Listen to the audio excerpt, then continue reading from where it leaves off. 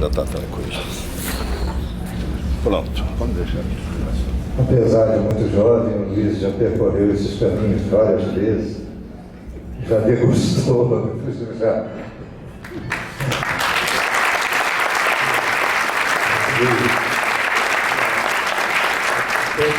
A consciência tranquila nos torna mais fortes.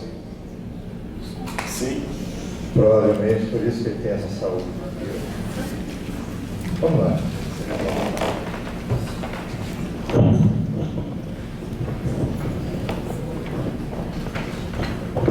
Boa noite, meus amigos. Mais uma vez estou aqui.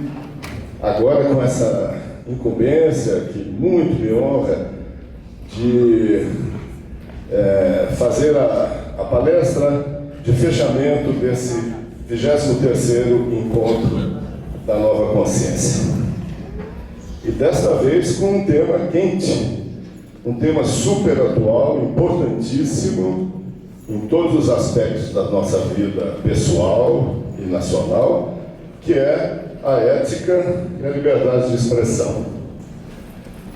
E eu, até pelo adiantado da hora, e sabendo que eu teria a palestra de encerramento, eu não vou me delongar demais, podem ficar tranquilos.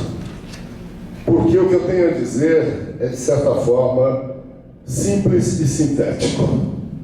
Eu escolhi, para minha palestrinha, uma frase da Ana Frank, que todos nós conhecemos, não é mesmo?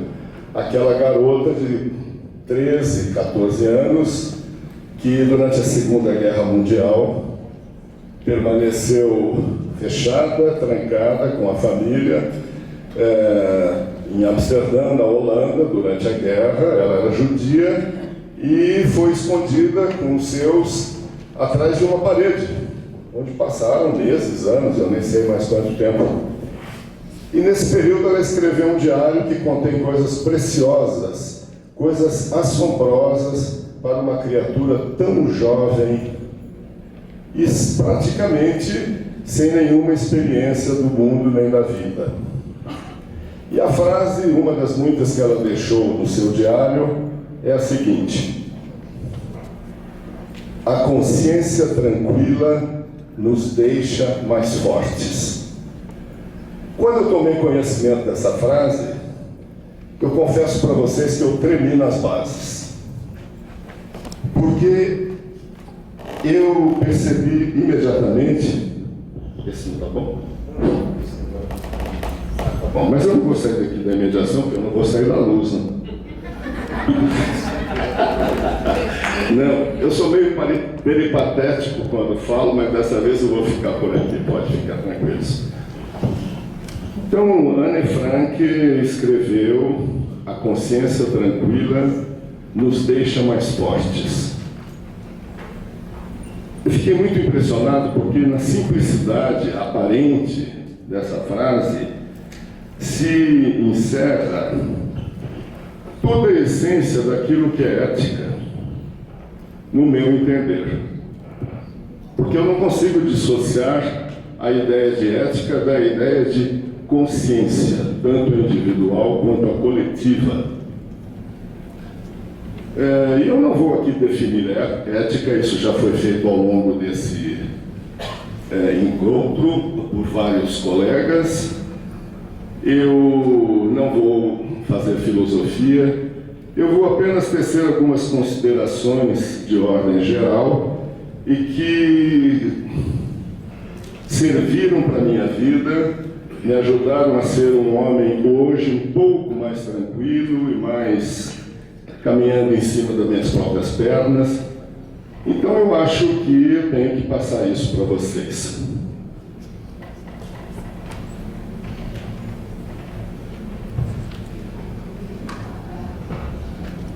Em primeiro lugar, por que a consciência tranquila nos deixaria mais fortes?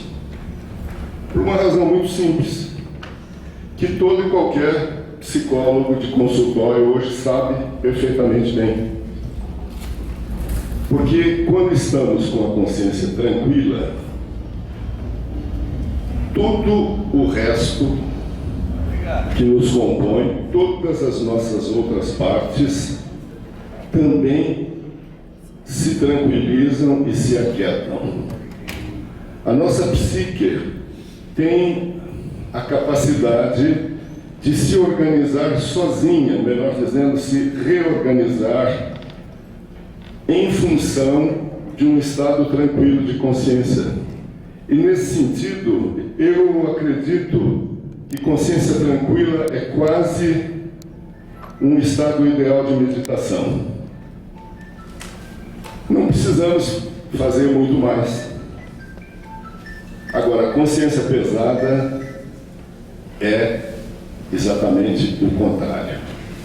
Ela nos desorganiza, ela nos deixa com uma sensação estranha de que algo está errado, e a nossa psique, que psique em grego significa alma, ela sabe perfeitamente bem, muito mais do que o ego consciente que nós usamos no nosso dia a dia, ela sabe muito bem aquilo que está certo e aquilo que está errado. Por isso é que a voz popular fala de uma outra voz, que é a voz da consciência que existe lá dentro de cada um de nós.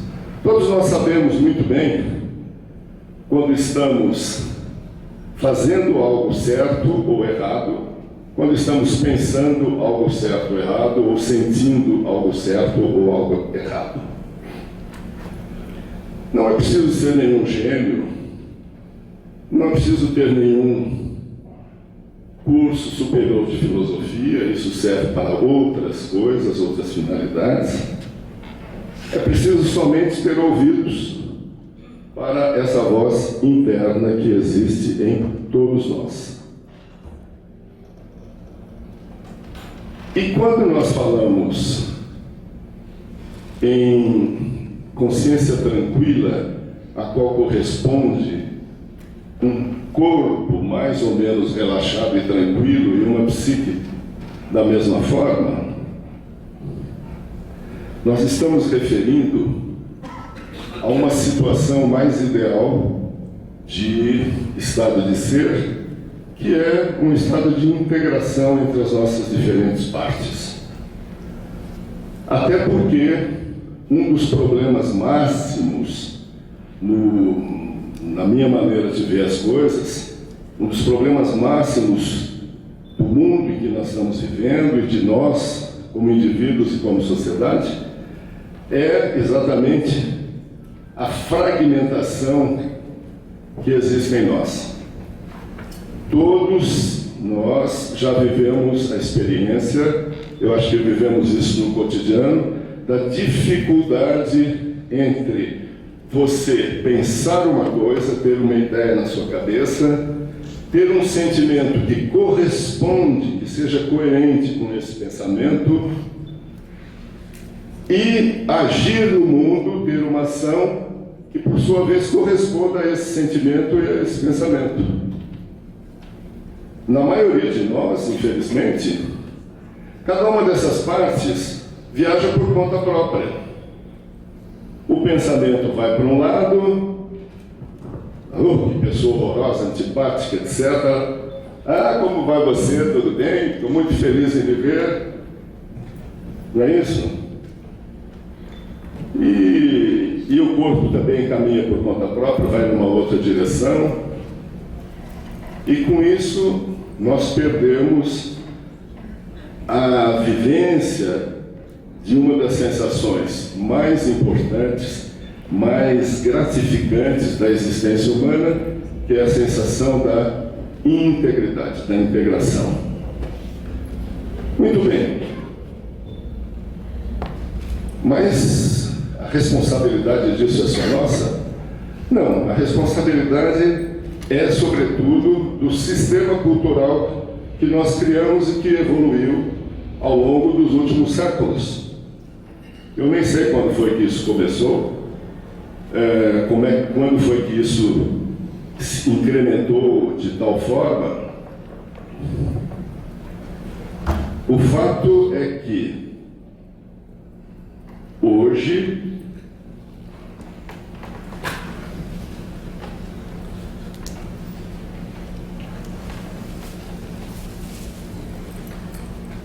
nós dificilmente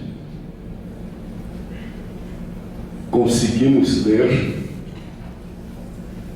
aquilo que somos essencialmente e, portanto, moldar a nossa vida de acordo, de forma coerente com aquilo que realmente somos. Isso começa desde cedo.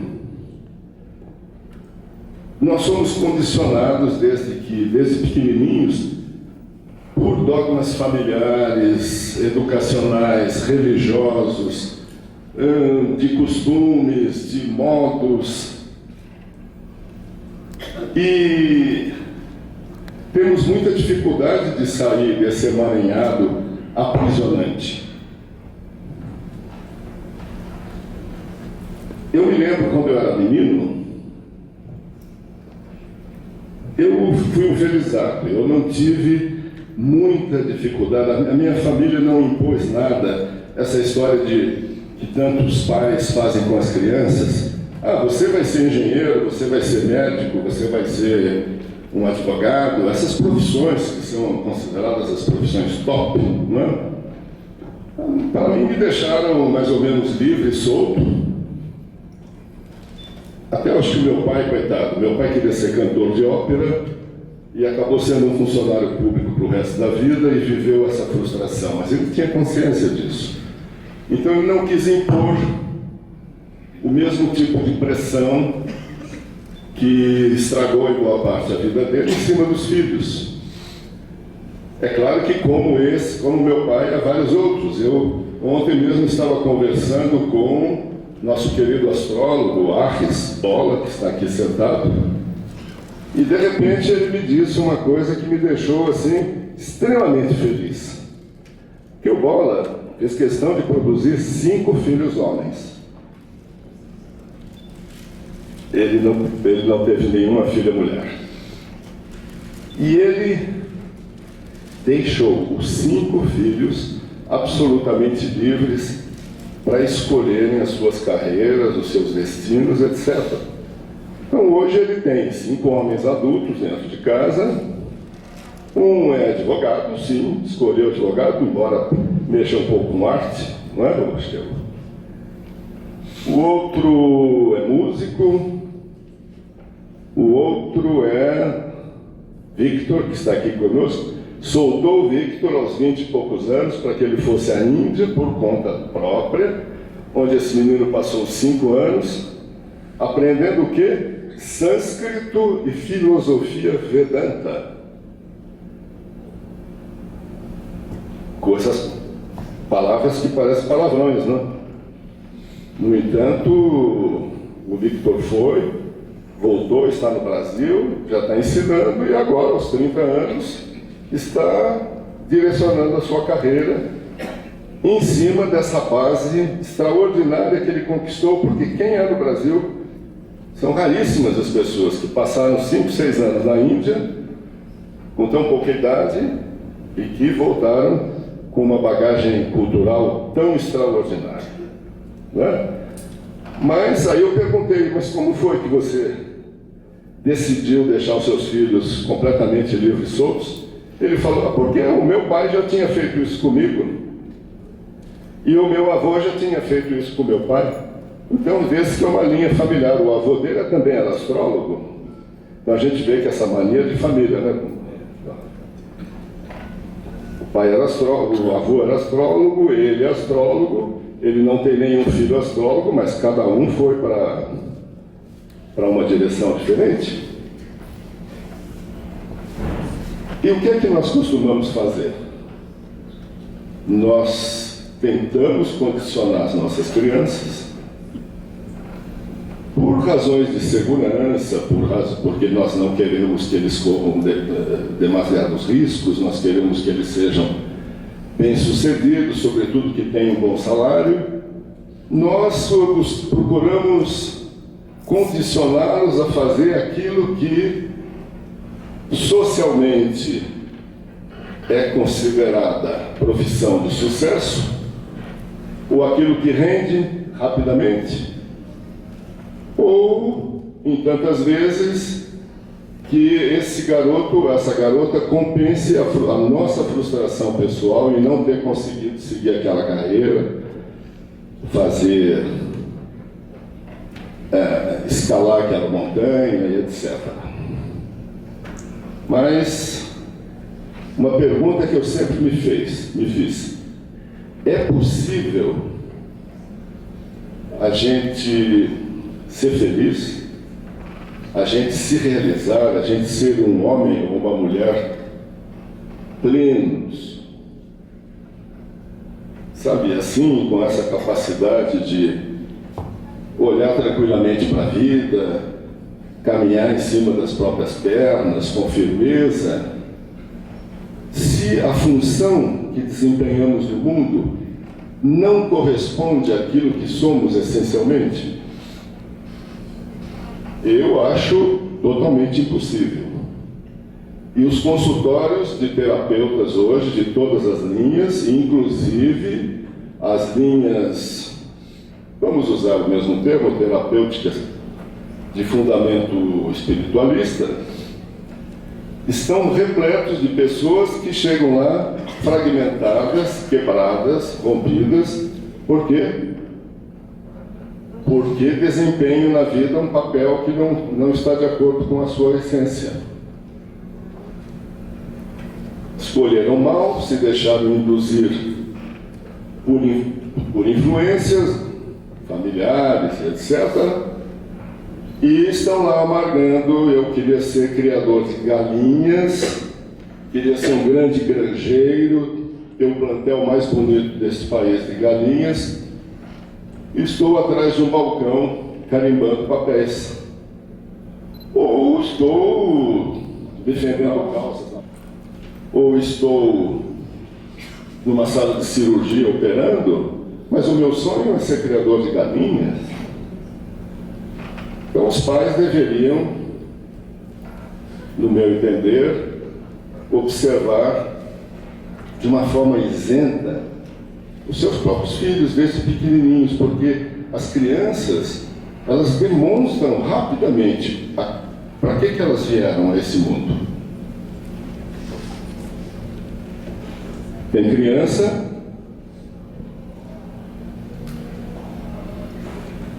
que, se pudesse, passaria o tempo todo junto com um bicho. Um cachorro, com um gato, com uns pintinhos, com um patinho, com plantas. É óbvio que ele está dando, por instinto, um sinal do que é que está vibrando no interior dele. Está vibrando, obviamente, um desejo de passar uma vida mais ou menos em contato com os processos naturais. Vamos então, deixando livre, porque a escolha final é sempre dele, mas vamos proporcionar para essa criança todos os elementos que ela precisa, que vão estimular, que vão ajudar nessa trajetória. Não é verdade? A criança gosta de música, desde pequenininho. Eu vou fazer dela um engenheiro, ou vou fazer dela um industrial. Preciso ver se é isso que essa criança quer, não é mesmo? E por que tudo isso é importante e tem a ver com ética? Tem a ver com ética, com um tipo muito especial de ética que eu tenho a impressão que não foi muito abordado aqui nesse encontro, que é a ética de mim mesmo. A ética que eu tenho que ter em relação à minha pessoa, o respeito e a coerência que eu preciso ter em relação às minhas pulsões pessoais, enfim, aos meus desejos, às minhas próprias ideias, sentimentos, etc.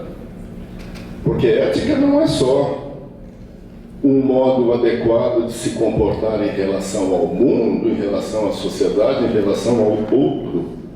É também o modo adequado de se comportar em relação a si próprio. Eu acho que é uma frase até da Bíblia, né? Caridade começa na própria casa, não é isso? Alguém disse isso, eu acho uma frase super importante. Então, vamos respeitar o outro, sim, nos seus desejos, nos seus impulsos, mas vamos, sobretudo, e antes de mais nada, cuidar de nós mesmos. Não de um jeito egocêntrico, egoísta, mas de uma forma natural. Eu tenho esse direito. Eu vou contar um exemplo pessoal. Eu só acho que as histórias pessoais importam e devem ser contadas quando elas são exemplares, porque senão vira um discurso meio narcisista, meio de autorreferência, e eu não gosto disso. Mas eu vou contar um episódio que eu acabei de viver, para mostrar como eu eu posso dar o meu testemunho. Até hoje estou na batalha da autocoerência. Eu, daqui a pouco, completo 70 anos. Para surpresa minha, olho no espelho e não acredito no que está acontecendo. Mas essa é a realidade. Sou do ano de 44, neste 2014, completo 70 anos. Trabalho desde os 14. Tenho quase 50 anos de prática no jornalismo e na área editorial, que é a área que eu escolhi para mim. Bom, há alguns meses, novembro, dezembro, preocupado com o desenrolar dos fatos em relação à minha vida, eu pensei, bom, Luiz, você vai ter que ir de portal digital e uma revista digital que eu vou lançar agora em abril. Desde já estão todos super convidados a acessarem. Sem vocês não sou ninguém. O meu portal não irá à frente. Ele vai se chamar Vortex Mundi. É uma expressão latina, mas foi o que eu consegui registrar porque os endereços todos, os domínios todos já estão tomados na internet. Vortex Mundi, por sorte, não estava em nível internacional, nível mundial. Então, meu portal vai se chamar Vortex Mundi. E eu vou retomar nesse portal um pouquinho da trajetória da revista Planeta, onde eu comecei a trabalhar há 40 longos anos. Não é brincadeira, 1974. E vou retomar alguns dos temas principais da revista, só que atualizando a linguagem. Por quê? Porque eu percebi que a substância dos textos dos grandes jornalistas, dos grandes escritores, poetas, etc., pensadores, que colaboraram com essa revista ao longo desses 40 anos, não perde a validade, pelo contrário, estão cada vez mais importantes, já que a Planeta sempre foi uma revista voltada para o futuro. O que mudou, e isso é uma realidade que tem que ser levada em consideração, é a linguagem. Ela tem que ser adaptada aos novos tempos, aos tempos que nós estamos vivendo agora. Então, nesse momento, eu estou suando, e às vezes suando frio, porque trata-se de um projeto caro, difícil e trabalhoso, mas eu não vou entregar os pontos. Só se me der um treco por aí Deus me acuda e pronto. Mas não vou parar. E estou contando isso então para vocês como um exemplo pessoal meu de como é possível a gente continuar assim, desde que você tenha uma ideia, força e um desejo forte que te mova, que te faça ir para frente. Eu sempre me assustei com a possibilidade de entregar os pontos cedo demais. porque eu vejo pessoas que se aposentam com 45, 50 anos. Como é que vai ser isso? O que você vai fazer com o resto da própria vida? Porque as pessoas não morrem mais, vocês já perceberam, né? A idade média no Brasil passou de 60 para 70, hoje está em 80 e tantos anos. Na Europa, a idade média das pessoas está se aproximando dos 90 anos. Isso significa idade média ativa, as pessoas estão na rua. Alguém falou isso aqui, eu não me lembro quem foi. Foi aqui o Alexei. Na Itália, que eu sou e também italiano, você vê grupos na rua ou nos lugares de turismo, nos museus, de pessoas que você olha assim, estão andando rápido e com roupa, bermuda, não sei o quê, as mulheres de mini saia, e você diz, ó, que mulher bonita. Você vai lá para frente olhar, quase que a gente cai sentado, né? Porque você é surpresa, porque essa senhora tem mais de 80 anos, 85, 90 anos, está em plena atividade. Isso também está acontecendo aqui. Então, da mesma forma que o jovem, por respeito à ética de si mesmo, tem que pensar sim em encontrar a sua função adequada, justa, coerente com aquilo que ele é na sua essência. O idoso pode fazer a mesma coisa em qualquer fase da sua velhice. Aliás, já é um termo que está ficando fora de moda, não? Não se usa mais. Vai chamar alguém de velho, não? Vocês me chamariam de velho, não, né? Por favor. Então, eu acho que é tudo que eu tinha a dizer. Só reafirmo, para encerrar essa minha convicção, a função que desempenhamos no mundo tem necessariamente que estar de acordo com aquilo que nós somos na nossa essência pessoal. Claro que às vezes não é possível, às vezes descobrimos, eu mesmo descobri a minha vocação muito tarde, eu tinha mais de 40 anos. Essa história de achar que a pessoa com 15, 20 anos você já descobriu, isso é um risco, porque às vezes isso não acontece. Comigo não aconteceu.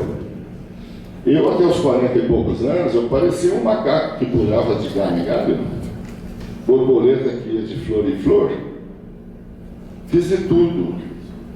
Fui artesão do couro, fui agricultor, fui garçom, fui cozinheiro, fui criador de cães, tive um canil de Afghans,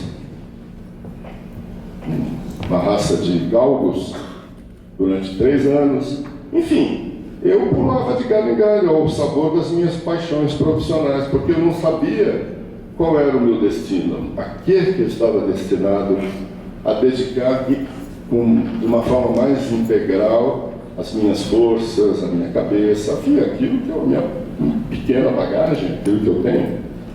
Eu só fui começar a descobrir isso realmente a partir dos 40 anos de idade.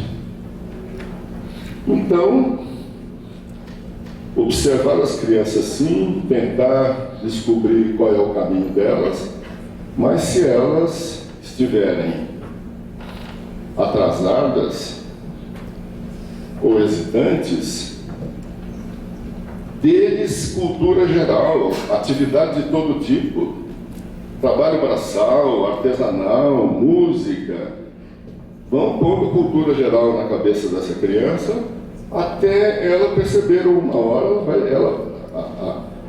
a pulsão daquilo que eu quero fazer é muito forte, vai emergir, mas é preciso paciência, sobretudo no mundo de hoje, onde a adolescência vai até os 40 anos. Graças a Deus. Eu sei do que eu estou falando. Eu fui um adolescente até os 40 e até hoje não consegui me livrar inteiramente. Ainda vi as espinhas. Faço cada besteira de adolescente na minha vida que até Deus duvida. E quem está empenhado num trabalho de subsistência, mais ou menos monótono, mas não demasiado, e que cultiva o seu desejo de fazer alguma outra coisa, não tem tempo para começar. E se eu não posso começar agora, eu posso perfeitamente agora tomar a decisão de começar a me preparar para o dia em que isso for possível.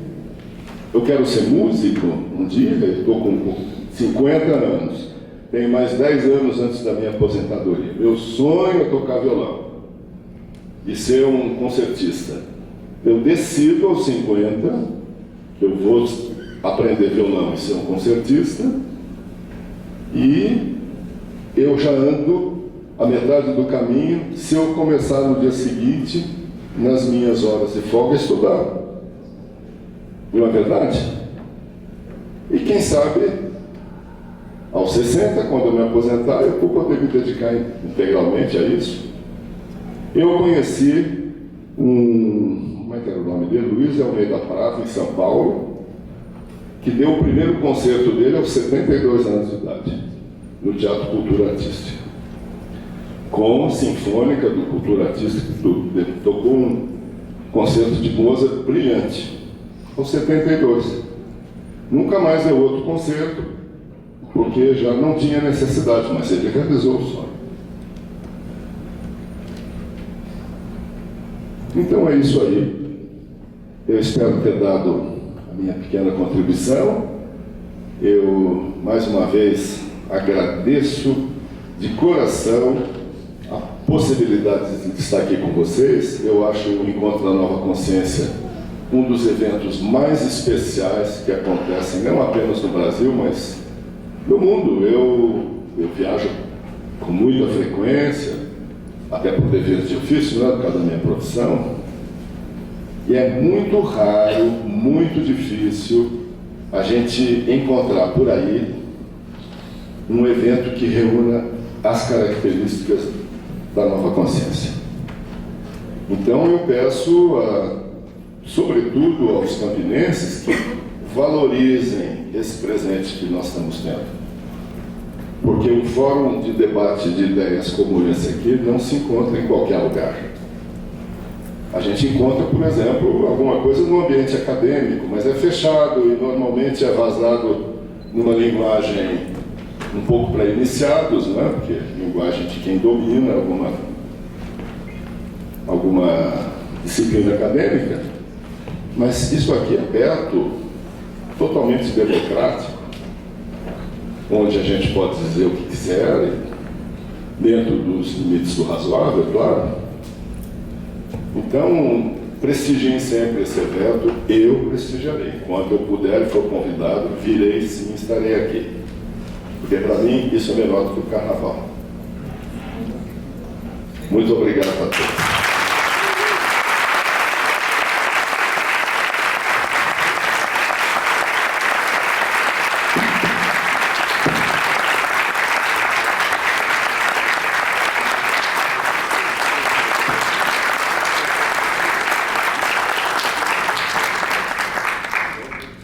Estamos encerrando o 23º encontro. O ano que vem, 24º, soma 6. Aritmologicamente, é um número importante, porque é o número do amoroso, Saint-Labouré. E o que será que vai acontecer no próximo evento? A gente nunca sabe, porque nem na véspera de cada um a gente sabe direito o que vai acontecer. Vocês estão fáceis de saber disso. Já melhorou muito, porque antigamente a gente só recebia ao horário da viagem 15 minutos antes. Tinha que ir para todos os aeroportos e ficar ubiquamente em todos. Aquele que chamasse, a gente entrava no avião. Eu sei. Era uma loucura, e ônibus ficando maluco.